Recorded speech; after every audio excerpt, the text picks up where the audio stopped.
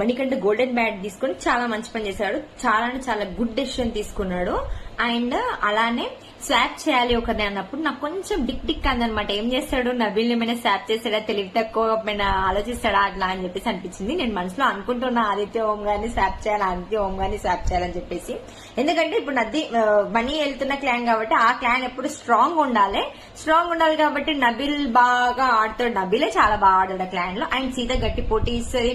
And Vishnu also తన style తను ఆడుతుంది. ఈవెన్ ఆదిత్య ఓం గారు కూడా ఆడతారు. బట్ ఎంత క్లియర్ గా అసలు హట్ అవ్వకుండా మంచిగా రీజన్ ఇచ్చాడు మణికంఠ. చాలా మంచిగా అనిపించింది. మణికంఠ ఇట్లా సెటిల్డ్ గా ఉంటే చాలా బాగుంటది. బట్ ఎప్పుడు చూడు ఈ మధ్య అంటే ఏదైనా ఫ్రస్ట్రేట్ అయిందంటే ఇంకా ఆగదు, వచ్చేస్తూ ఉంటది అనమాట. ఏవో ఒకటి మాట్లాడేయడము, పిచ్చే చేయడము.